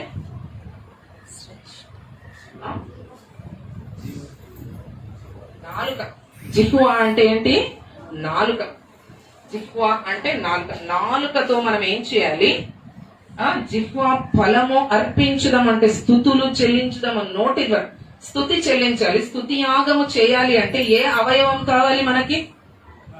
నాలుక ఉండాలి కదా. నాలుకతో మనం ఏం చేయాలంట? స్తుతి యాగము దేవునికి చెల్లించాలి. స్తుతి యాగము అర్పించాలి. దేవునికి స్తుతులు స్తుతులు స్తుతులు స్తుతులు. దేవునికి ఇష్టమైనటువంటి యాగం అది. పరలోక రాజ్యంలో ఏముంటదంట? 24 గంటలు ఏముంటదంట? ఏముంటది? సెరూపులు, కెరూపులు, 24 పెద్దలు, 4 జీవులు, దేవదూతలు అందరూ కూడా ఎల్ల వేళల వాళ్ళు ఏం చేస్తుంటారంట? సైన్యములకు అధిపతి యెహోవా పరిశుద్ధుడు పరిశుద్ధుడు పరిశుద్ధుడు పరిశుద్ధుడు అని ఆయనను స్తుతిస్తూ ఉంటారంట. వర్తమాన భూత భవిష్యత్ కాలంలో యందుండు సర్వాధికారి దేవుడు నాకు ప్రభువు పరిశుద్ధుడు పరిశుద్ధుడు పరిశుద్ధుడు అలా పొగుడుతూనే ఉంటారంట. మన నాలుకల ద్వారా కూడా మనం ఏం చేయాలి? దేవుణ్ణి స్తుతిస్తూ ఉండాలి. మన నాలుకల ద్వారా మనం ఏం చేస్తూ ఉన్నాం? ఏ పని చేస్తున్నాం నాలుక ద్వారా? రోజంతా ఏం చేస్తారమ్మా మీరు? నాలుక దేనికి దేనికి ఉపయోగిస్తున్నారు? ముచ్చట్లకి కొంతమంది ఉపయోగిస్తారు. ఇక చెప్పొద్దు, ఎన్ని ముచ్చట్లు కదా, ముసలమ్మ ముచ్చట్లు కదా. స్టీవెన్సన్ గారు ఒక పాట రాశారు, ఆడోళ్ళకి ముసలోళ్ళకి ముచ్చట్లు ఎక్కువ అని చెప్పేసి కదా. ఏ రకమైన ముచ్చట్లు పెడతారో కూడా చెప్పాడంట. ఈ ఇంటి సంగతులను తీసుకుపోయి ఆ ఇంట్లో పెడతాడంట, మళ్ళీ ఆ ఇంట్లో సంగతి తీసుకుపోయి ఈ ఇంట్లో పెడతారంట, ఉన్నదానికి మళ్ళీ కొంచెం కొసరేస్తారంట కదా. అట్లా చేస్తారంట కదా. అట్లాంటి పాట ఉంది కదా. ఏమన్నారు? ఆ ఇంటి సంగతులన్నీ ఈ ఇంటికి మోసేవమ్మా, పొరుగింటి విషయాలన్నీ చాటింపు వేసేవమ్మా, ఇక్కడి మాటలు అక్కడ చెప్పి మంచిని చెడుగా త్రిప్పి ఉన్నదానికి కొసరు వేసి ఉన్నదాన్ని మార్చేసి కదా. ఒక సంగతి ఉంటే ఇంకో సంగతి దానికి కొసరేసి కొంచెం ఏదో ఉండేటది దానికి ఎంతో కల్పించేసి ఏదేదో జిహ్వా ఫలం. దీన్ని జిహ్వా ఫలం అంటారా? దేవుడు కోరుకునే జిహ్వా ఫలం ఇదేనా? స్తుతి యాగము అడుగుతున్నాడు దేవుడు. స్తుతులు చెల్లించేటటువంటి అర్పణ, స్తుతి యాగము మనకు కావాలి అని దేవుడు ఇక్కడ సెలవిస్తున్నట్లుగా మనం చూస్తూ ఉంటున్నాం కదా. స్తుతి యాగము చేయము, జిహ్వా ఫలము అర్పించుదాం. నోరు మంచిదైతే ఊరు మంచిదంట కదా. నాలుక వశం అంట. జీవ మరణములు ఎవరి చేతిలో ఉంటాయంట? దీని చేతిలోనే, నాలుక చేతిలో ఉంటాయంట. దేవుడు ఎంత చక్కగా రాయించాడు చూడండి. జీవం అంటే నాలుక ఎంత ఇంపార్టెంట్ అంటే అంత ఇంపార్టెంట్. కాబట్టి చాలా జాగ్రత్తగా ఉండాలి. మనం నాలుకతో ఏం మాట్లాడుతున్నాం, ఏం చేస్తున్నాం అనేటటువంటిది చాలా ఇంపార్టెంట్. స్తుతి యాగము అర్పించుదాము, జిహ్వా ఫలముగా మనము దాన్ని అర్పించుదాము అని చెప్పబడింది. నీ జిహ్వా ఫలాన్ని దేవుడు కోరుతూ ఉంటున్నారు. కాబట్టి నోరు తెరిచి పాట పాడాలి. చాలా మంది వినోదం చూస్తున్నట్లు కూర్చోమని ఉంటారు కదా. ఇదేమి ఊరికే అందరు పాడుతూ ఉంటే ఊరికే మనం ఏదో వింటూ కూర్చునేటటువంటి హరికథ బుర్రకథ టైప్ కాదు ఇది. ఏం చేయాలి? మనం దేవుని సన్నిధికి వచ్చామంటే తప్పనిసరిగా మనము పాటలు పాడాలి, నోరు తెరవాలి కదా. మనము ఆ విధంగా చేయాలి. ఇంకా దేవునికి మరి స్తుతి యాగం మరి తర్వాత 16 వచనం, హెబ్రీ 13వ అధ్యాయం 16వ వచనం. ఉపకారమును ధర్మమును చేయ మరచిపోకుడి, అట్టి యాగములు అట్టి అర్పణలు దేవునికి ఇష్టమైనవి. చూడండి, ఇష్టమైనటువంటి అర్పణలు దేవునికి. విరిగి నలిగిన మనస్సు దేవునికి ఇష్టమైనటువంటి అర్పణ. జిహ్వా ఫలము, నోటి ద్వారా దేవుని స్తుతించడం ఇష్టమైనటువంటిది. మరి ఉపకారములు చేయటము, ధర్మములు చేయటము దేవునికి ఇష్టం. చాలా మంది మాటలు బాగా చెప్తారు కదా, కానీ కొంచెం కూడా వేరే వాళ్ళకి సహాయం చేసేటటువంటి బుద్ధి వాళ్ళకి ఉండదు. అందుకనే ఓ మాట అంటారు, helping hands are better than praying lips అంటారు.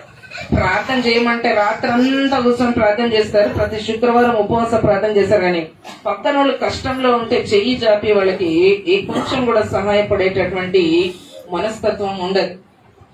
అది దేవునికి ఇష్టం లేనటువంటిది. నువ్వెన్ని ప్రార్థనలు చేసినా వేస్ట్. ఏది దేవునికి ఇష్టమైందంట? ఆయనకి ఇష్టమైన అర్పణ ఏంటంట? ఉపకారము చేయటము. ఉపకారం చేయాలి, కొందరికి సహాయపడాలి కదా. మరి ఈ కరోనా టైంలో చాలా మందికి సహాయపడ్డారు. ఎంతో మందికి మరి బియ్యం ఇచ్చారు, ప్రొవిజన్స్, పప్పులు, తర్వాత నూనెలు, అటువంటివి కూరగాయలు, అటువంటివి మా ప్రాంతంలో అలాగంతా చేశారు. ఇక్కడ కూడా చేసి ఉండొచ్చు. చాలా చర్చిల వాళ్ళు కూడా చేశారు. మరి అలాగా ఎంతో మందికి ఉపకారం చేసినారు. అటువంటిది దేవునికి ఇష్టమైనటువంటి అర్పణ. తర్వాత ధర్మము చేయటం. ధర్మం అంటే ఏంటి? ధర్మ కార్యాలు అంటే ఏంటి? చారిటబుల్ థింగ్స్ అంటారు. అంటే దాని నుంచి మళ్ళీ ప్రతిఫలాన్ని ఆశించకుండా ఉండటం. తిరిగి వాళ్ళ నుంచి ప్రతిఫలాన్ని ఆశించకుండా కదా. నువ్వు పేదవాడికి లేకుంటే కుష్ఠరోగికి 10 రూపాయలు వేసావు అనుకోండి, మళ్ళీ నువ్వు దాన్ని ఆశిస్తావా? వీడు మళ్ళీ ఏదో ఒక రోజున వచ్చి నాకు ఈ 10 రూపాయలు తప్పకుండా నాకు మళ్ళీ పెట్టిపోవాలి అని అనుకుంటావా? అనుకో. కానీ మన ఇండ్లలో పెళ్లిళ్ళు జరుగుతాయి. పెళ్లిళ్ళు జరిగినప్పుడు ఏం చేస్తుంటారు? చదివింపులు ముయ్యిలు పెడుతుంటారు కదా. పెడితే మళ్ళీ ఏమనుకుంటారు? మన ఇంట్లో పెళ్లి జరిగినప్పుడు వాళ్ళకి మళ్ళీ మనకి అది తెచ్చి పెడతారు అనుకుంటా కదా. వాళ్ళకి మనం ఉంగరం పెట్టామనుకో, మన కొడుకు పెళ్లి అయినప్పుడు వాళ్ళు ఉంగరం తెచ్చి పెట్టాలా అనుకుంటా కదా. దాన్ని ధర్మం అంటారా, ధర్మకార్యం అంటారా దాన్ని? అలాంటి వాటిని అన్నారు కదా. అవి ధర్మకార్యాలు కాదు, ఈ ఇచ్చి పుచ్చుకోవడం, అది ఎక్స్చేంజింగ్ అంతే. ప్రేమ మనం వాళ్ళకి చూపిస్తే వాళ్ళు మనకి దాంట్లో పెద్ద ఏమి కూడా గొప్పతనం ఏం లేదు కదా. ధర్మ కార్యాలలో చాలా గొప్పతనం. మళ్ళీ వాళ్ళ నుంచి అది మనం ఆశించం. అలాగా ఆశించకుండా, ఏ ప్రతిఫలాన్ని ఆశించకుండా నీవు పేదవాళ్ళకి సహాయం చేస్తే దాన్ని ఏమంటారు? ధర్మకార్యం. అటువంటి ధర్మకార్యములు దేవునికి ఇష్టమైనటువంటి అర్పణలు, అట్టి యాగములు, అట్టి అర్పణలు దేవునికి ఇష్టమైనవి. అటువంటివి మనం చేయాలని దేవుడు చెప్తూ ఉంటున్నాడు. ఇంకా ప్రతి విషయంలో కూడా మరి మొదటి తెస్సలోనికీయులకు రాసిన పత్రిక 5వ అధ్యాయం 16వ వచనంలో చూడండి.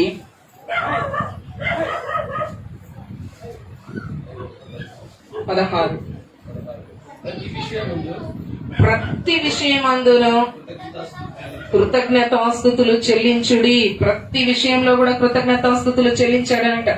కోతగల పండుగ రోజు మాత్రమే కాదు, కృతజ్ఞత అర్పణల పండుగ రోజు మాత్రమే కాదు, ఈ రోజు ఒక్క రోజే కాదు, ప్రతి విషయంలో దేవుడు చేసినటువంటి ప్రతి విషయంలో కూడా మనం ఏం చెల్లించాలంట? కృతజ్ఞతాస్తుతులు చెల్లించాలి. ఆయనకి కృతజ్ఞతాస్తుతులు చెల్లిస్తూనే ఉండాలి, చెల్లిస్తూనే ఉండాలి, చెల్లిస్తూనే. ఈ నిమిషంలో దేవుడు ఇంత మంచి వాక్యాన్ని వినడానికి దేవుడు నాకు ఈ రోజున కృప ఇచ్చాడు. ఈ రోజున నేను దేవుని సన్నిధికి రాగలిగాను. చాలా చాలా రోజులు లాక్డౌన్ వల్ల ఇది బంద్ అయింది కదా. మరి ఈ రోజున మళ్ళీ రాగలిగాము అంటే ఇది దేవుని కృప. దేవుని స్తుతించాలా లేదా? స్తుతించాలి. మనం ఇంకా సజీవుల సంఖ్యలో ఉన్నట్టు దేవుని స్తుతించాలి. మనకు అటువంటి రోగాలు రాలేదు అంటే స్తుతించాలి. వాటి నుంచి దేవుడు తప్పించాడంటే స్తుతించాలి. ఇంకా అనేకమైన కారణాలు ఉన్నాయి కదా. మరి ఎంతో మంది ఆక్సిజన్ లేక చచ్చిపోయారు మా ప్రాంతంలో. ఈ ప్రాంతంలో జరిగింది అటువంటిది. ఆక్సిజన్ సిలిండర్స్ దొరకక, వాళ్ళకి ఆక్సిజన్ పీల్చుకోవడానికి ఆక్సిజన్ లేక కదా. మరి ఒక్కొక్క ఆక్సిజన్ ని వాళ్ళు 9,000 రూపాయలు ఒక సిలిండర్ కొంటూ ఉన్నారు. ఒక్కొక్క సిలిండర్ ని 9,000, 10,000. వాళ్ళ అర్జెన్సీని బట్టి ఇంకా ఎక్కువ దోచుకున్న వాళ్ళు కూడా ఉన్నారు. అయితే దేవుడు మనకి ఎంత ఆక్సిజన్ పెట్టాడంటే మనందరం ఏం పీల్చుకుంటున్నాం? ఆక్సిజన్ ఎవరు కొంటున్నామా? ఏమన్నా ఈ ఆక్సిజన్ కి ఎవరికైనా డబ్బు చెల్లిస్తున్నామా? ఎంత గొప్ప దేవుడు కదా. వాళ్ళందరూ ఆక్సిజన్ దొరకక చచ్చిపోయారు. ఆక్సిజన్ ని పీల్చుకోవడానికి ఆక్సిజన్ వాళ్ళకి అందక చచ్చిపోయారు. ఆక్సిజన్ అందట్లేదు. వెంటిలేటర్ మీద పెట్టారు, ఆక్సిజన్ ఎక్కిస్తున్నారు, ఐసీయూలో పెట్టారు. అబ్బో అయిపోయింది అంతే, ఇంకా బతకడంట అని ఎన్నో సమాచారాలు మనం విన్నాం. వాళ్ళంతా కొని పీల్చుకునే శక్తి కొంటే కూడా పీల్చుకోలేకపోయినటువంటి వాళ్ళు ఉన్నారు. ఈ రోజున దేవుడు మనందరం ఇక్కడ ఆక్సిజన్ పీల్చుకోగలిగి కూర్చున్నామంటే అదేంటి? దేవుని చేసిన ఉపకారం, దేవుడు చేసినటువంటి మేలు. ఏనాడైనా ఒక్క పైసనైనా చెల్లించామా దేవునికి? అలాగా సిలిండర్ కి 9,000 నువ్వు కట్టాలంటే కట్టగలమా కదా. దేవునికి అవన్నీ ఇస్తున్నామా?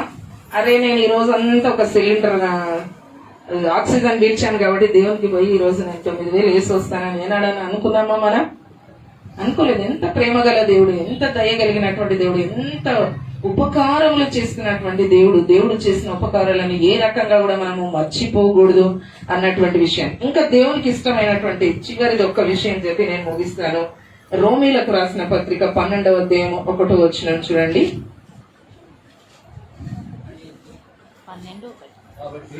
కాబట్టి సహోదరులారా పరిశుద్ధమును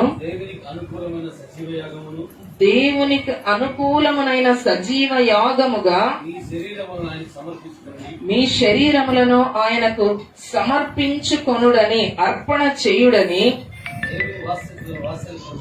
దేవుని వాత్సల్యమును బట్టి మిమ్మల్ని బతిమాలుకొనుచున్నాను.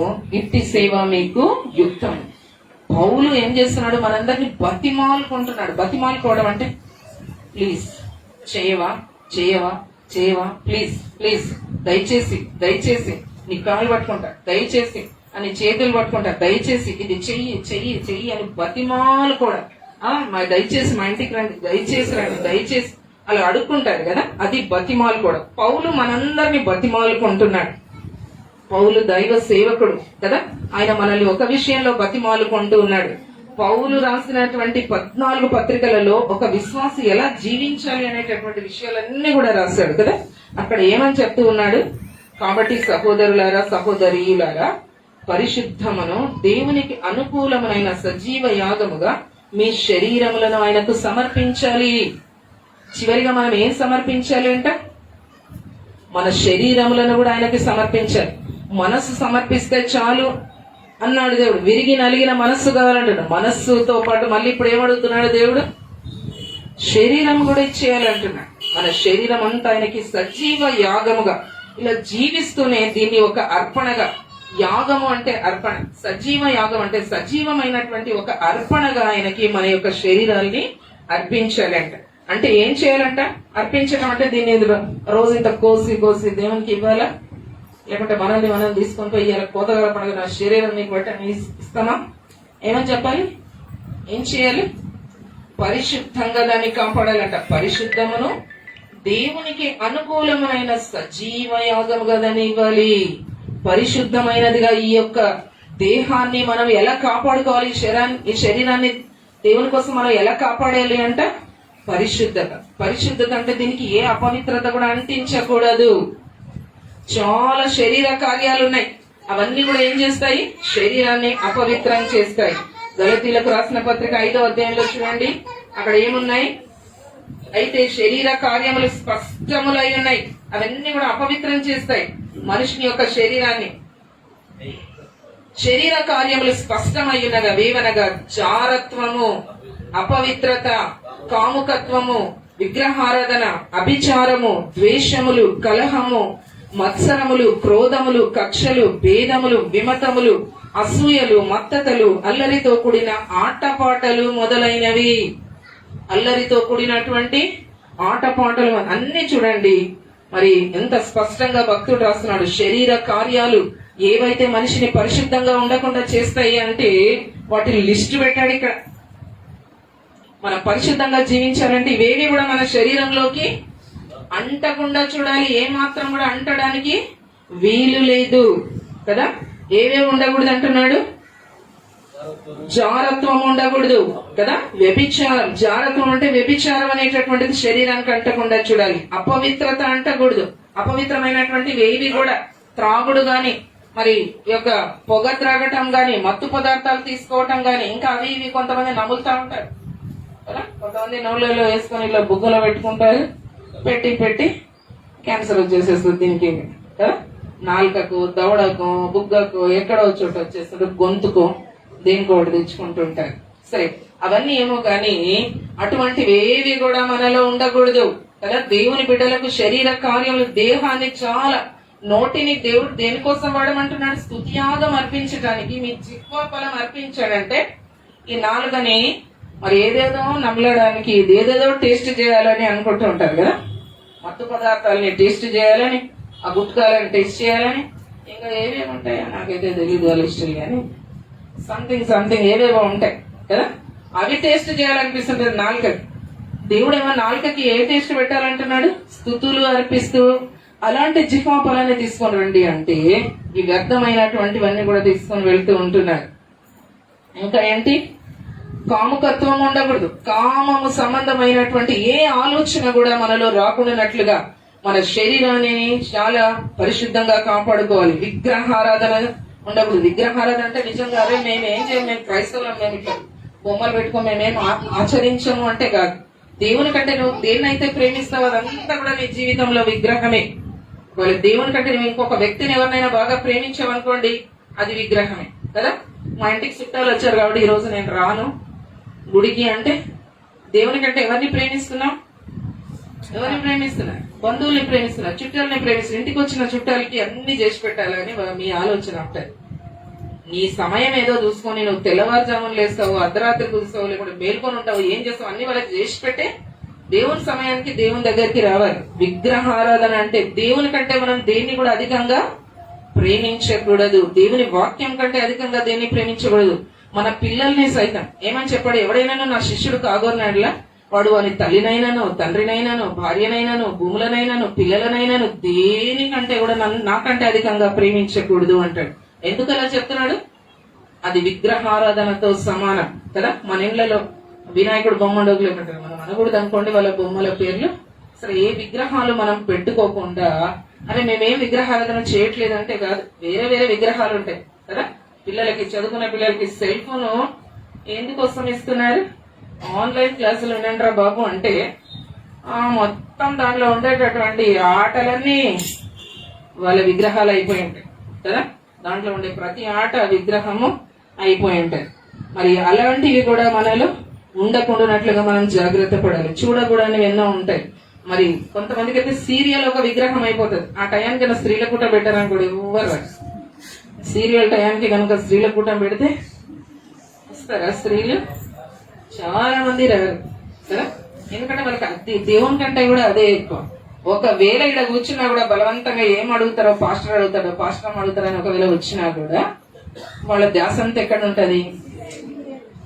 అదే ఏం జరుగుతుందో ఏమో, హీరోయిన్ ఏమాయనో, ఇవాళ చాలా ఇంపార్టెంట్ ఉండే ఎట్లా పోవడం బైబిల్ ఆడబడేసి అక్క ఏమాయన ఈరోజు సీరియల్ కదా.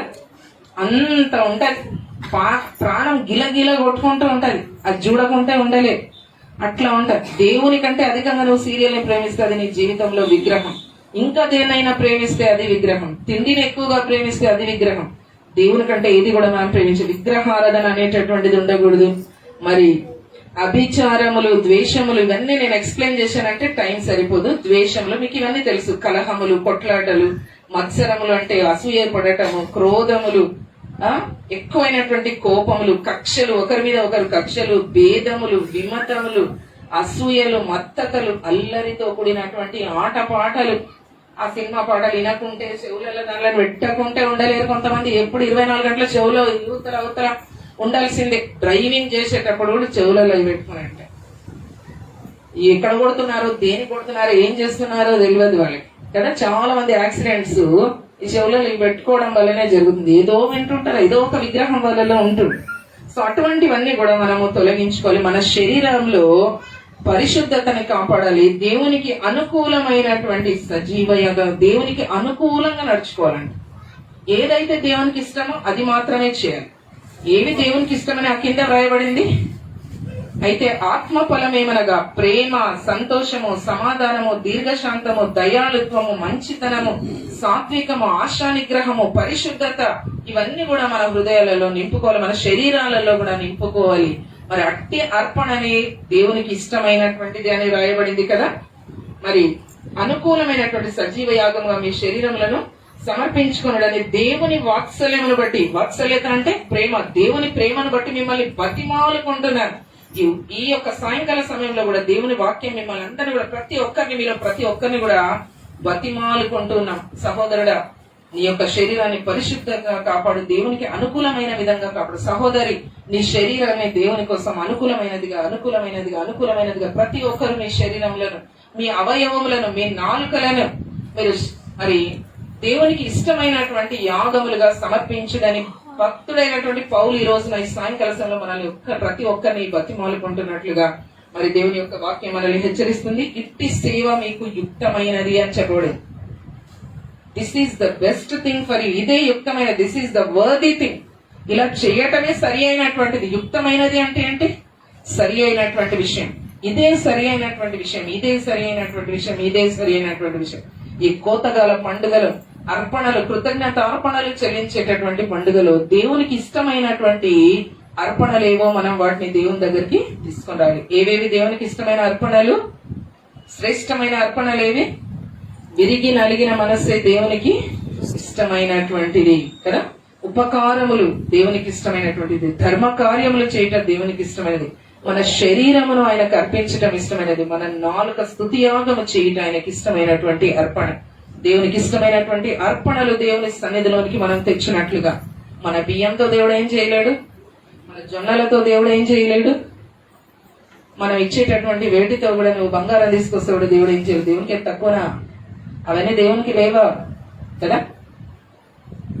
ఎన్ని తెచ్చినా, ఎన్ని బలులు అర్పించమన్నా నేను అర్పించగలను, కానీ దేవా నీకు అవి కాదు ఇష్టమైనటువంటిది అంటున్నాడు భక్తుడు. ఏమంటున్నాడు? విరిగి నలిగినటువంటి మనస్సుతో, మరి ఎట్టి హృదయంతో, ఎట్టి మనస్సుతో హేబేలు శ్రేష్టమైనటువంటి బలి తీసుకుని వచ్చాడు. ఈ యొక్క సాయంకాల సమయంలో సహోదరులారా, మీరందరూ కూడా అటువంటి శ్రేష్టమైనటువంటి బలి నేను కూడా మనందరము అటువంటి అర్పణలు అర్పించుటకు మనము నేర్చుకుని ఆ విధంగా చేయటానికి పరిశుద్ధాత్మ దేవుడు మనందరికీ కూడా సహాయం దయచేయను గాక. మరి దేవుడు ఇచ్చినటువంటి యొక్క శ్రేష్టమైనటువంటి సమయాన్ని బట్టి దేవునికి కృతజ్ఞతాస్తుతులు నేను కూడా చెల్లిస్తూ ఉంటున్నాను. దేవుడు ఈ సమయం ఇచ్చాడు అంటే మీ మధ్యలో ఈ సాయంకాల సమయంలో మాట్లాడడానికి దేవుడు కృప ఇచ్చాడు, ఈ విషయాలన్నీ చెప్పడానికి దేవుడు కృప ఇచ్చాడు అంటే నిజంగా దేవుడు నాకు ఇచ్చినటువంటి ధన్యత, ఒక ఆశీర్వాదం. కాబట్టి నేను కూడా దేవునికి కృతజ్ఞతాస్తుతులు చెల్లిస్తున్నాను. అలాగే ఈ సమయం ఇచ్చినటువంటి సంఘ కాపరి గారికి, మరి సంఘ పెద్దలకు, సంఘస్థులందరికీ కూడా నేను నా యొక్క హృదయపూర్వకమైనటువంటి కృతజ్ఞతలు చెల్లిస్తూ ఉంటున్నాను. పరిశుద్ధాత్మ దేవుడు ఈ కార్యములన్నీ కూడా మీలో సఫలపరచును గాక. ఆమేన్.